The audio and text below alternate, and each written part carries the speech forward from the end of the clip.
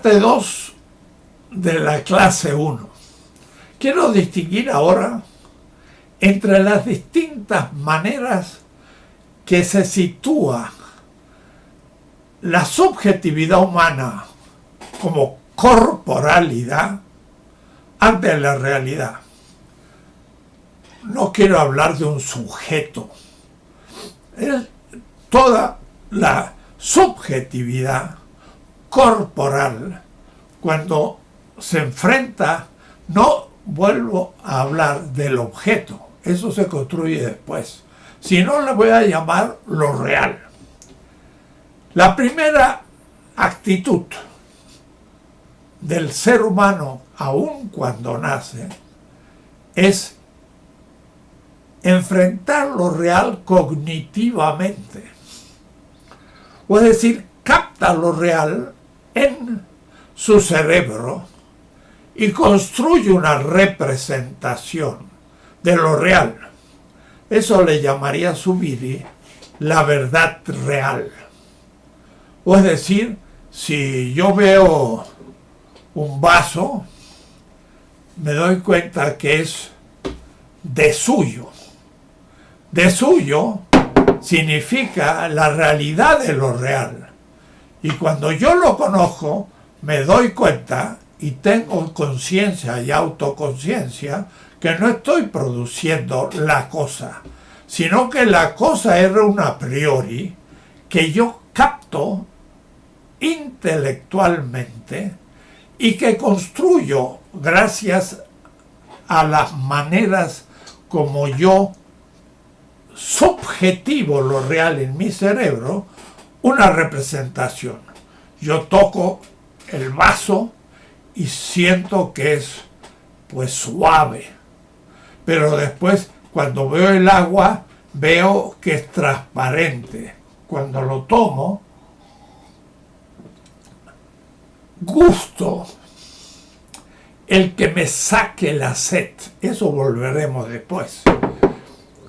Construimos la real en nuestro cerebro, pero existe en nuestro cerebro, no como en la realidad, porque yo no agarro el vaso de agua y me la meto en la cabeza, pues destruiría mi cráneo y mi cerebro. Lo que existe es una existencia neuronal de lo real, y eso es el aspecto cognitivo. Vamos a ver después que una cosa es la totalidad de lo real, las galaxias, el mundo de la corteza de la Tierra, los vegetales y animales, y yo mismo como real, que me puedo tocar, y al tocarme golpeando siento un ruido de mi piel propiamente. O es decir, una cosa es el cosmos real, pero otra cosa es captar esa realidad en mi mundo. Y este tema yo lo trato en la filosofía de la liberación. Allí hablo de el cosmos como la totalidad de la realidad. Antes de la existencia del ser humano, hace 30 millones de años no había seres humanos, pero por supuesto había realidad. Pero nadie la había conocido como la conocerá el hombre. Mundo, voy a llamar, con Heidegger, la totalidad de sentido, que es la totalidad de mis experiencias del cosmos. Cuando nazco soy como una tabla rasa, o decir, no tengo experiencia, aunque a los 9 meses llegó un momento en que empecé a tener unas experiencias intrauterinas en los últimos meses de la gestación del feto. Pero propiamente decimos nació a la luz del mundo. El mundo es la totalidad de sentido que capta de lo real algo. Eso que ha sido objeto de mi experiencia empírica. Lo que no he conocido de lo real, digo, ciertamente hay muchas cosas reales, millones de galaxias que no conocemos, ni siquiera sabemos qué es un hueco negro del universo y cuántos universos puede haber. Y si hubo un Big Bang hace más de 10.000 millones de años, ¿fue el primero? ¿No hubo antes otros? ¿No hay otros Big Bang simultáneos de otros universos? Bueno, eso lo suponemos, hay cosas posibles. Lo que yo conozco es lo que he podido entender en mi mundo. El mundo cognitivo es la totalidad del cosmos, incluido con sentido desde mi experiencia. Es una totalidad de sentido cognitivo. Eso le llama Aristóteles teoría.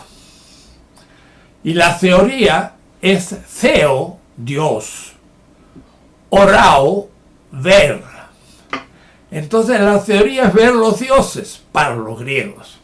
Es ver la realidad y captarla desde la finitud humana, incorporando al mundo lo real en tanto que es experiencia. Pero tenemos nosotros, además de la posición teórica, otra actitud, en que nosotros tendemos a las cosas, amamos a las cosas, deseamos a las cosas, tenemos apetito por las cosas. Y cuando digo apetito, o es decir, el apetito es tener hambre. Y tener hambre es desear comer. ¿Y cómo se cumple el deseo? Y aún de la voluntad.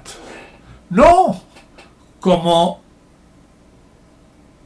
el conocimiento que conoce lo real como verdad, sino la afectividad que ama las cosas como deseable. Y eso en el cerebro es parte de un sistema. La parte neocortical que tenemos alrededor del cerebro, que es toda arrugadita, porque si la sopláramos sería mucho más grande, y lo que interesa es la superficie de esa corteza cerebral, que puede tener así más miles de millones de neuronas y pensar o conocer. Pero en cambio hay un sistema límbico más central, que es el que ama, tiende, y le llamamos en filosofía la voluntad, el querer. Heidegger también trabaja ese tema, porque en Ser y Tiempo trabaja la totalidad cognitiva, y en los trabajos sobre Nietzsche trabaja el querer al mundo, la voluntad de querer. Más, esto también le llamará después Schopenhauer, el primer Schopenhauer, no después, sino mucho antes, diría después de Kant, la voluntad de vida. Esa es una segunda función del cerebro humano, que ya no es cognitivo, sino emotivo.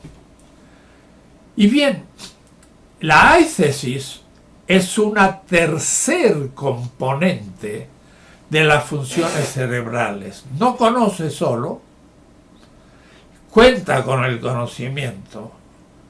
No ama o tiende, Tripp decía Freud, tiende hacia las cosas como voluntad, sino que se conmociona. Es una emoción, es un tono, es un gusto. El aicesis gusta las cosas, porque el conocimiento conoce, pero no gusta. Conoce lo que es el agua del vaso, pero no gusta. cuando yo tomo agua, llegan las papilas gustativas y como tenía sed, siento un gusto. ¿Qué significa eso? Eso significa que mi corporalidad, por esas papilas, que es en el fondo la piel transformada en mucosa, y una mucosa muy específica que capta el gusto, decimos, de los alimentos, impacta mi subjetividad. Y no tiene representación. Es fresca el agua, pero no la puedo representar, sino que la puedo gustar. Y entonces me dicen, a ver, dígame qué es el agua. Mire, el agua me gusta más que el jugo, o me gusta sobre todo cuando tengo sed. Y entonces las papilas tocan la realidad. Cuidado, esto es una palabra muy precisa. La realidad de la cosa real, y capta su sustantividad, su contenido mismo. Y por eso que ese impacto es emotivo, le llamamos, y si pudiera representarlo con una de las dimensiones de la emotividad, se alegra. Es como una alegría. La alegría no es querer de la voluntad, sistema límbico, no es un mero conocer del sistema neocortical, sino que es un tocar la sustancia misma de la cosa, en tanto que medio para la conservación de la vida. Ahí viene el punto final de esta descripción. Entra a jugar el tema de la vida. Por eso el canario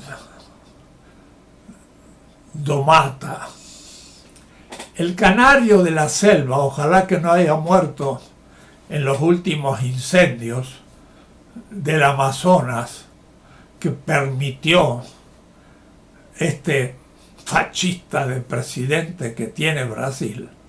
Ojalá que no haya muerto ese canario u otros más, porque el fuego arrasó hasta con las hormigas de parte de las selvas tropicales del Brasil, que son el origen de la vida o la posibilidad de la reproducción de la vida, porque esas selvas producen oxígeno, que es con lo que nosotros vivimos y respiramos. Si nos falta ese oxígeno, morimos. Como si nos ataca el actual enfermedad que se ha transformado en una pandemia, que ni es una célula, ni es una bacteria, sino que es algo mucho más pequeño que todavía no es vivo y sin embargo ya tiene una organización orgánica y que puede atacar al ser humano como enfermedad, el coronavirus 19. Y bien, sentimos en las papilas gustativas el agua como una mediación para la vida que nos alegra, pero que además es efectivamente reposición de agua, porque somos casi 90 y tanto % nuestro organismo agua.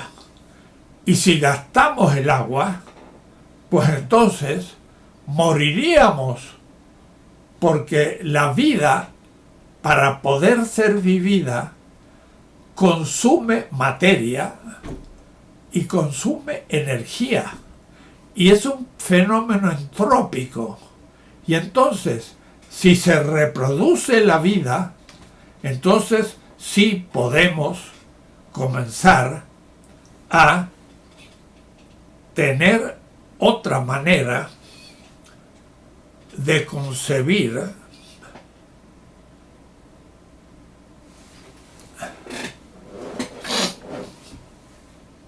lo que sea en su momento la estética. No es lo mismo la aithesis que la poiesis. La poiesis es otra palabra griega, la última aquí abajo, poiesis. De ahí viene la palabra poética y la poesía. Pero esto significa que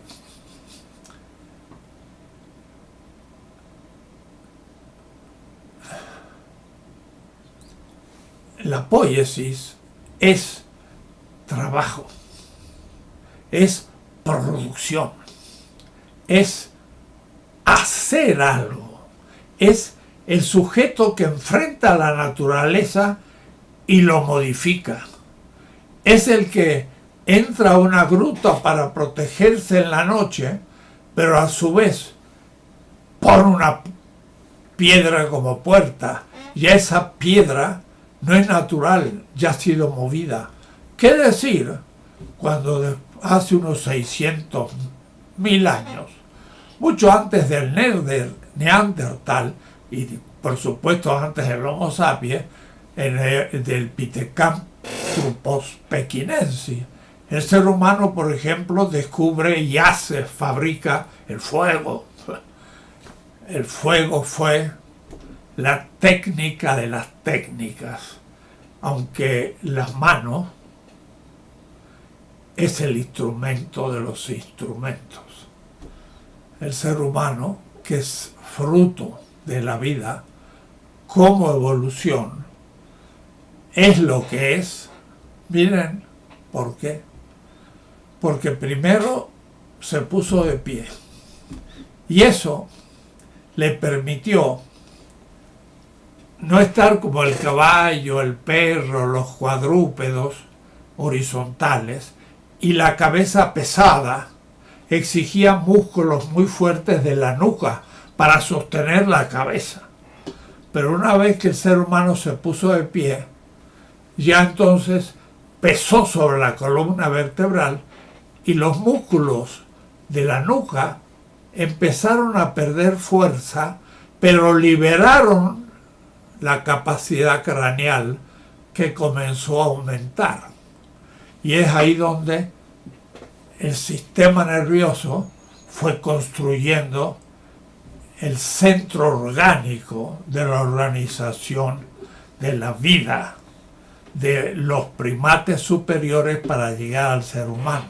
Lo interesante de los primates es que tienen sus dos ojos adelante, no como los pájaros que lo tienen al lado, de tal manera que para mirar acá tienen que hacer un movimiento y para mover allá el otro, y tienen un espacio justamente ante ellos que no ven o que ven mal.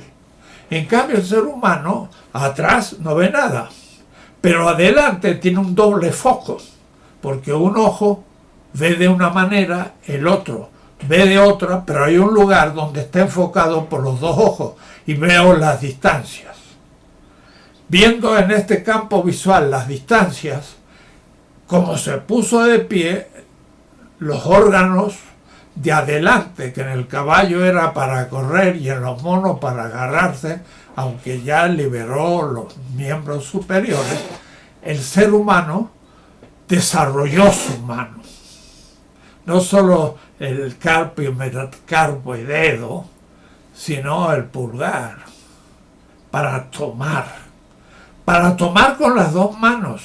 Y en el ámbito en que el ojo ve la profundidad y ve con detalle, y en este campo es donde empieza la producción, la civilización, la técnica. Y poiesis significa producir. No es lo mismo la poiesis, producción, que la aithesis, emoción. el tono ante el tocar la sustancia misma de lo real. Y por eso entonces que estética tiene que ver con aithesis y tiene que ver con esta emoción fundamental, esta intención fundamental fenomenológica que constituya lo real como estético, ya veremos. Mientras que la obra de arte y el arte no tiene que ver de manera primera con esa emoción ante lo real, sino que tiene que ver con la producción de obras de arte. Y la obra de arte es producto humano, mientras que el canario domata, que se puso a venerar al sol, no era un acto artístico, sino estético. El sol no lo hizo el ser humano. Estaba dado en la naturaleza. Y esa emoción, primeramente, es ante la belleza natural. No hecha por el hombre, sino real. Ya veremos. Mientras que la belleza de una obra de arte es otra cosa. Es ya la producción del ser humano. Y es una estética cultural, civilizatoria, histórica, humana. Entonces, una cosa es la estética propiamente dicha, la conmoción ante la belleza de la realidad, y otra, la producción de una obra que ahora sí despierta también una emoción, porque esa obra en sí, como obra de una cultura y una civilización, también me interpela como un medio para afirmar la vida. Ya veremos la significación de eso. Y eso es la poiesis. Poiesis. La poética. Entonces, mi primera obra, cuando hablaba de estas cosas, le llamé la poética. Pero no me di cuenta que una cosa es la obra de arte y otra cosa es la estética. Y la obra de arte viene del latín. Es ars. Y de ars viene arte. Mientras que poiesis viene del griego. Entonces, poesía en realidad es ya una obra de arte, pero ha tenido otra significación. Visto lo cual, hemos podido distinguir distintos aspectos de lo que yo quiero explicar lentamente. Una cosa es la aithesis como la emoción, por supuesto, de la subjetividad viviente, pero no solo humana. Y en esto debo corregir a Proudhon y a muchos que piensan que la estética es solo humana. El canario domata, el canario de la selva, ante el sol. ¿Por qué lo saluda? ¿Por qué el gallo a la mañana canta al primer rayo del sol? Quiere decir que algo descubre en el sol como emoción animal que le mueve como nos mueve a nosotros, pero de manera mucho más compleja y desarrollada. La estética entonces se inserta en una historia mucho más amplia que la de la humanidad, y por eso en realidad no es una historia, sino que es un desarrollo. Yo por ello me voy ahora a inspirar en una obra muy bella, hablando de estética. Se llama El indispensable exceso de la estética. Y no se lee muy bien. Katia Mandoki. Es una profesora en México. Y ha escrito este libro en el siglo XXI. Es publicada en el siglo XXI. Allá por el 2013. Es una obra excelente. Cuando la leí y la presenté a la obra en presencia de Katia, no pude menos que decirle: es usted una gran pensadora de la cual yo coincido completamente. Porque ya mucho años antes, sin conocerla, había siempre propuesto que la estética es algo así como la alegría de la vida, pero la alegría como una emoción positiva ante la vida, o es decir, ante nuestra realidad, los vivientes. Porque somos los vivientes los únicos, ahora sí, que podemos vivir eso que se llama la estética.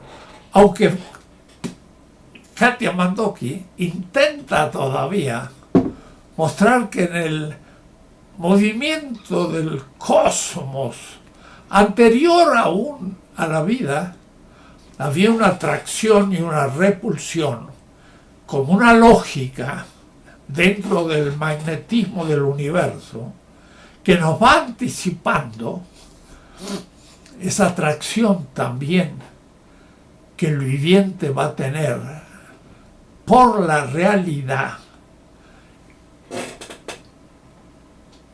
que produce la emoción, que lo liga y lo atrae a lo real, porque le permite afirmar la vida y desarrollarla. Entonces realmente el intento de Mandoki es mostrar que la estética aún podría hasta hipotéticamente formularse como una pre o protoestética cósmica de las galaxias y del universo. Esto lo voy a dejar que ustedes lo lean si compran la obra, pero les voy a proponer solamente una cierta lectura de unas pocas páginas, por desgracia. Pocas, digo yo, porque se trata de lo que ella llama no el orbis primus, el orbe, el orden primero del universo inorgánico, que ya tiene las pautas sobre las que se construye la estética. Pero el orbis secundus, el orden segundo, es desde el momento que aparece la vida en su misterio. Y cuando digo misterio, lo digo en serio. Misterio para la ciencia, porque la ciencia tampoco sabe qué es lo que hay detrás de ella cuando se dice la vida. Decía Vico, verum et factum conventuntur. Lo verdadero es o se conoce cuando se puede reproducir en el laboratorio. Factum. Y no hemos podido hacer una célula y no creo que quizás nunca podremos. La célula tiene más de 360.000 funciones diferenciables en algo que ocupa un espacio mínimo, formado quizás por conjuntos de bacterias primero, que también quizás se fundaron en otros organismos no vivos, pero la bacteria ya fue la protovida, pero la célula es la primer ser viviente. Y por eso que una célula tiene una membrana. Y es lo primero en el universo conocido que puede decir un dentro y un fuera. Porque todos los millones de galaxias no son interior a nada. Son interiores al universo. Pero como son lo único, no tienen una exterioridad. Porque no tiene una membrana. En cambio, una célula pequeñísima, del cual tenemos miles de millones en nuestro cuerpo y en nuestro cerebro, miles de millones, una sola es más compleja que todo el universo cósmico. Complejo. No digo grande, ni digo otro epíteto. No, complejo. La célula es misteriosa en tanto que no hemos podido detectar hasta sus últimas entrañas su lógica. Y por eso que el virus que ataca a nuestro cuerpo es otro ser también, al cual podemos descubrir, pero lo que pasa es que ataca a un cuerpo que para nosotros guarda, no es por decir, pero el 99% no lo conocemos, porque a medida que uno va a lo más pequeño de lo pequeño, se da cuenta que ese mundo se agranda infinitamente. El sabio es sabio no porque sabe mucho, ni principalmente, sino porque sabe mucho, lo que le permite saber que ignora mucho más. Descubre 10 y se da cuenta que ahora desconoce 90. Descubre 100 y ahora se da cuenta que es 10.000 lo que desconoce. Conoce aritméticamente y su ignorancia crece geométricamente. Por eso son sabios. Por eso que este virus nos ataca con una infinita ignorancia inevitable. Y hay que ser humildes y depender más de esa naturaleza. Bien, el orden segundo de la estética, orbis secundus, es la estética de la vida. Miren, la autora dice la aparición de la estesis. Ella le llama estesis. Yo le llamo aicesis, porque la E de estesis es una A y una I. Y la primera T de estesis, la T de la estesis es una Z. Entonces no es estesis, sino aicesis. La aparición de la aicesis significa que ya hubo una emotividad en todos los seres vivos. Una ameba, que es un ser vivo de una célula y que se alimenta, y en su medio tira lo que se llama un pseudópodo, un pseudo pie o una aparente mano, y disuelve un mineral y se lo trae y se alimenta. Ese unicelular vive. ¿Qué significa? La ciencia no sabe. Hasta un niño lo sabe, pero lo sabe que está vivo porque no está muerto. Pero ¿cómo funciona? Ni la ciencia lo sabe. Gasta energía y materia la célula. Tiene que recuperarla. Y para recuperar la materia y la energía tiene que alimentarse. Lo primero. Y ahí ya se basa la ética en los sarcófagos de las pirámides de Egipto hace 5000 años. La reina, la diosa Maat, juzgaba al muerto. Ellos creían en la resurrección. Y para saber si era bueno o malo el muerto y merecía la resurrección, era un mito, le preguntaba: ¿qué has hecho de bueno? Y el muerto decía: primero que nada, he dado de comer al hambriento, he dado de beber al sediento, he dado de vestir al desnudo. ¿Qué es el comer? Reponer materia y energía que entrópicamente la vida destruye, y si no la repongo me muero. ¿Qué es beber? Como soy pura agua, casi 90%. Si no tomo agua, me deshidrato y muero. ¿Y por qué el vestido?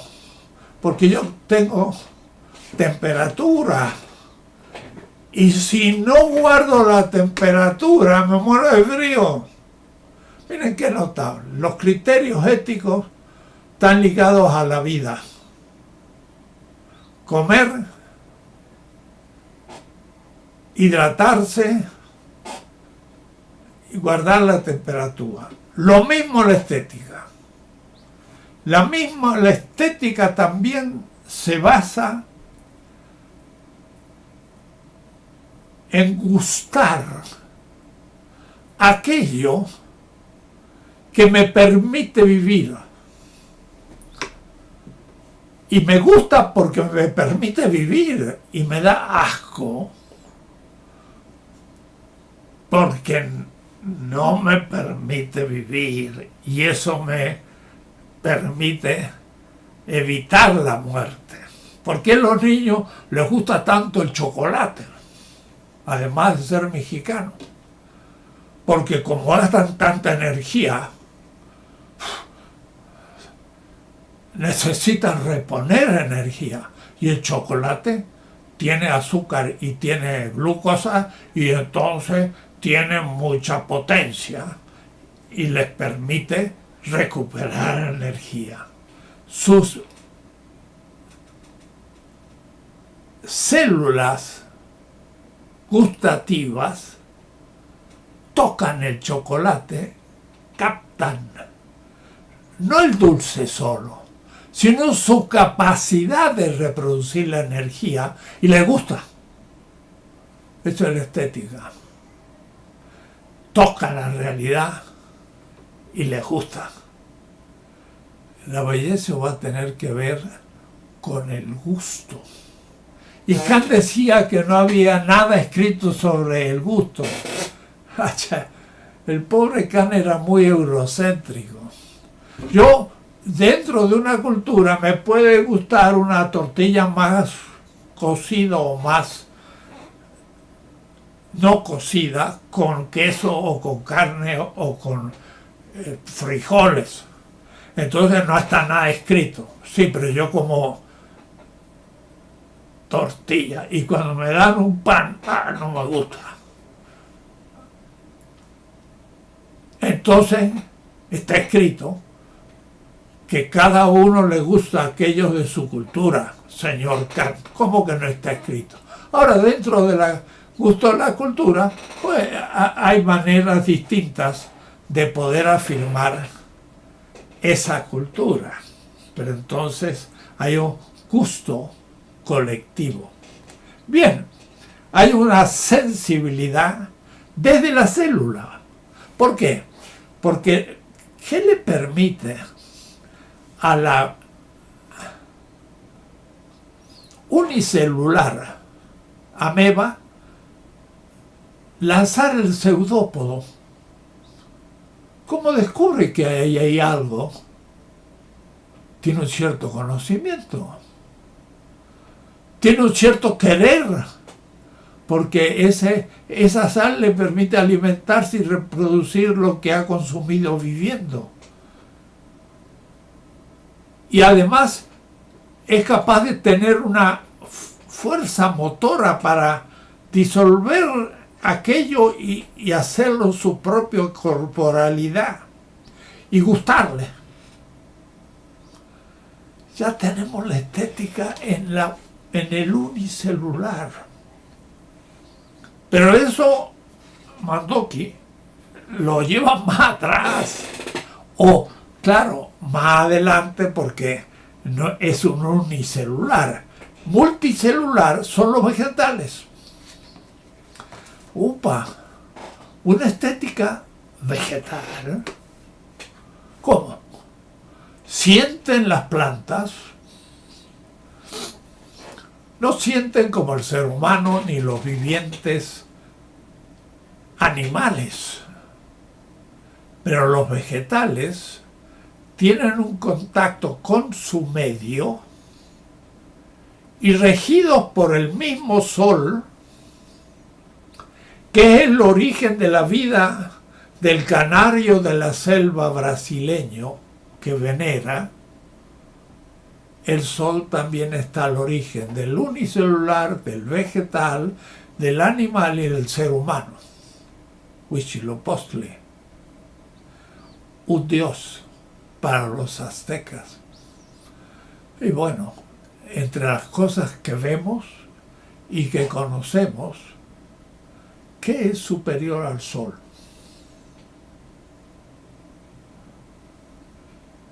Es el absoluto de la vida. Es lo sagrado. Sin el sol, estamos perdidos. Morimos.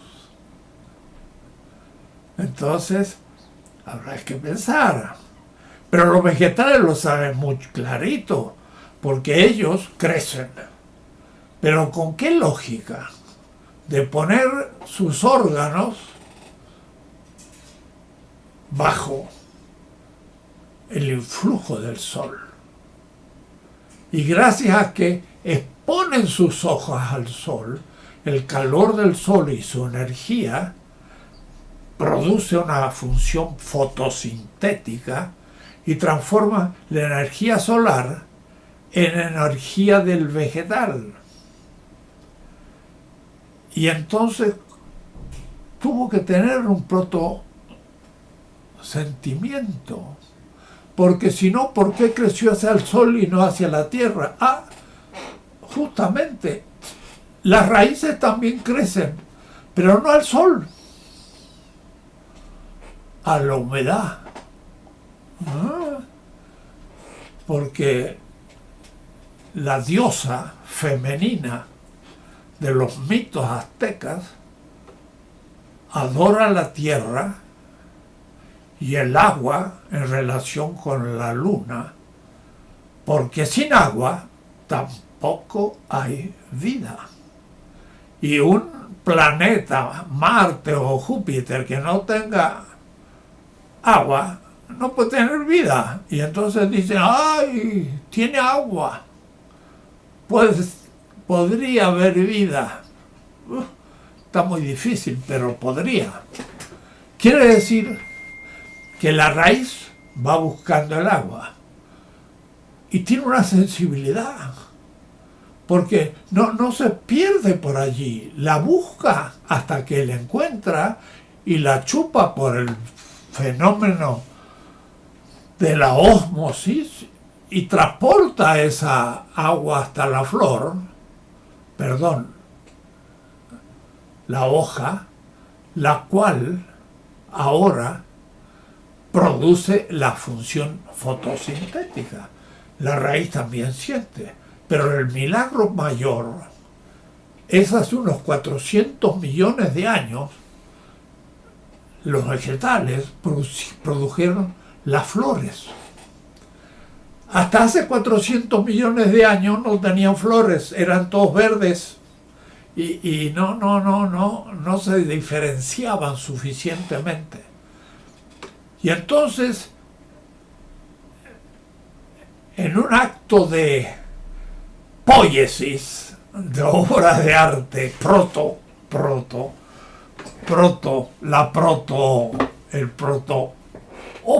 obra artística, produció flores que tienen colores, porque entonces son más fácilmente cognoscibles.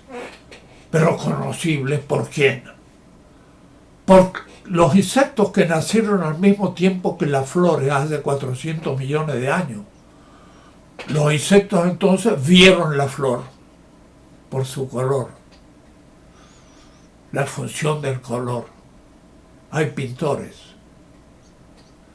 les gusta el color, como los insectos, las abejas. Las abejas son una protopintores. Todavía no pintan, pero aprecian el color. Pero después comen el polen. Pero al comer el polen, con sus patitas, llevan el polen y fecundizan otras plantas. Quiere decir que las plantas supieron protoconocimiento. Usar a los insectos como sus esclavos, sus mediaciones, para reproducirse a sí mismos. Y se vistieron de lujo con las flores. ¿Qué son las flores? Que las regalamos en cumpleaños, en bodas, en lugares festivos. Son los órganos sexuales de las plantas. Regalamos órganos sexuales. Claro, y son bellos, claro. ¿Por qué? Porque ya Darwin descubrió la relación entre la sexualidad y la belleza. Los órganos sexuales no son indignos, no hay que estarlo ocultando. La civilización nos obliga, pero es lo más noble del ser humano. Tanto como el cerebro, o más, porque es lo que nos permite la sobrevivencia de la especie. Si no tuviéramos órganos sexuales, no viviríamos. Y ahí viene la obra de Darwin. Darwin escribió un libro que se llama Descent of Man, The Selection to Sex. Darwin escribió el origen de las especies por la función de los órganos. Pero él escribió antes la descendencia del ser humano por la selección del sexo.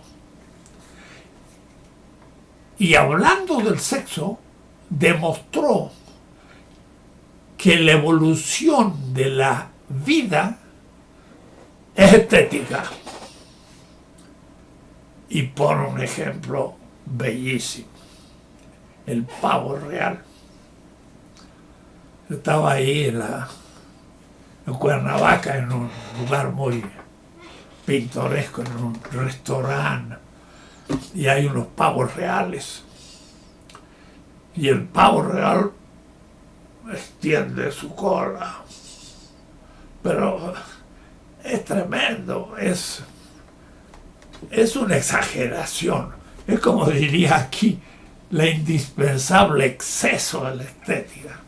Tiene una cantidad de detalles, unas formas ovales que parecen ojos de distintos colores y 1 metro y tanto. Y entonces el pavo real va caminando y despliega su belleza. Y yo veía que había 3 o 4 hembras que estaban enfrente, chiquitas, feitas, sin cola, y lo miraban. Y el pavo se pavoneaba.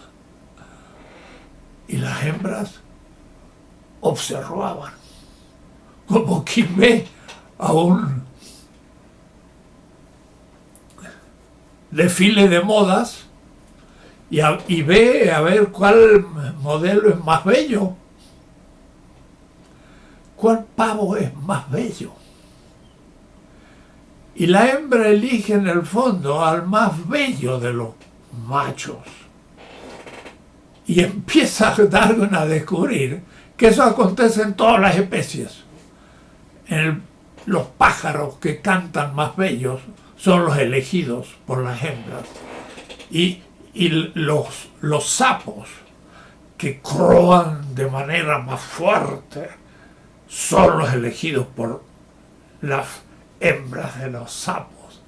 Y entonces, si en el acto de la sexualidad, que es el momento de la reproducción de la especie, el criterio de elección de la pareja o del macho, porque no hay pareja, pero hay macho y hembra, es por la belleza, Mandoki entonces lo toma como una hipótesis general. En el mundo animal, la estética es esencial, como dice Darwin, para la evolución de la vida. Pero además empieza a sacar una cantidad de ejemplos bellísimos, hablando de la belleza, porque realmente habla de cosas increíbles y diciendo, pobre Proudhon pensó que la estética solo valía para el ser humano. Lo que hemos hecho los humanos, gracias a la autoconciencia, sí, gracias a llegar a tener un cerebro súper desarrollado, gracias a llegar a una nueva etapa de la evolución de la vida, conocimiento, voluntad y también emotividad mucho más compleja que la de los animales, desarrollamos de manera casi infinita lo que ya comenzaron a hacer todos los animales, mucho antes de la especie humana, porque al fin el origen de la especie humana son unos primates hace 70, 50 millones de años después que desaparecieron los dinosaurios, y de ahí salimos nosotros, pero los animales nos llevan muchos millones de años antes y practicando justamente una protoestética que yo le llamaría estética natural, pero la estética natural vegetal no es tan compleja como la estética natural animal, y en la estética humana natural llega a su culminación. Pero todavía no es la obra de arte. Cuidado, también hay estética como obra de arte, que es un nido de un pájaro, y aún más el canto del pájaro. El gallo canta en la mañana al sol, es la estética. Y la gallina no canta al sol. ¿Qué es lo que canta? Cacarea el huevo. Y de paso la palabra cacarear es machista. No dice canta el huevo, porque es tanto o más digno que cantar al sol. Eso es muy sublime, limpio, majestuoso. La otra cacarea. El machismo hasta para los animales. La gallina canta su obra, no el sol, la fruto de la gallina, de la especie. Y entonces canta una obra que es nada menos que el nuevo miembro de la especie. Es la sobrevivencia de la especie, es la obra de las obras. En realidad lo más bello para un viviente es otro viviente de la misma especie. Por eso, que el varón es lo más bello que hay para la mujer y la mujer para el varón. Y si hay distintos ejercicios de la sexualidad, como lesbianas, como gay y otros, lo más bello es el otro compañero, porque es de la misma especie y para la reproducción. Algunos me dirán, oh, ¿cómo, profesor? Usted es muy tradicional, cree que las relaciones sexuales se hacen solo para reproducir la vida. Esto era antes, ahora la relación sexual es una relación libre, por amor. ¿Estoy de acuerdo? La relación humana debe ser libre y por amor, pero es bella, es placentera, gusta. ¿Inventamos nosotros acaso el útero, la vagina, el clítoris, el pene en su región más erógena? No, la tenemos heredada por especie, genéticamente. ¿Y por qué es lo más erógeno y lo más emotivo? ¿Lo hicimos nosotros? No. ¿Quién lo hizo? La vida. Somos un don de la vida. Podemos usar el sexo para aumentar el amor humano, libre, de acuerdo. Pero no dejamos de reproducir. Si lo dejáramos, después de una generación desaparece la especie humana. Es para discutir. Pero lo cierto es que entre los animales no hay una pura relación afectiva sin estar unido al mismo tiempo a un efecto reproductivo. En los animales no puede haber. Hay cosas parecidas también. El macho dominante de un grupo de primates puede realizar el acto sexual como un acto de dominio y aún de afectividad con las hembras y no dirigido a la reproducción. Entonces ahí ya tenemos una acción que empieza a liberar la sexualidad de la reproducción, pero siempre de todas maneras conservando la reproducción, porque si no se termina la especie y no hay ninguna especie suicida, sino la humana. Ese es otro tema. Entonces, ya avanzamos bastante y van a leer ustedes el texto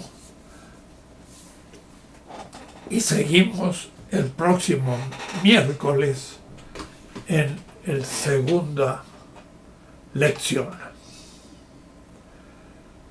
Yo mismo he hecho la experiencia de hablar ante un aparato pensando que están ustedes detrás.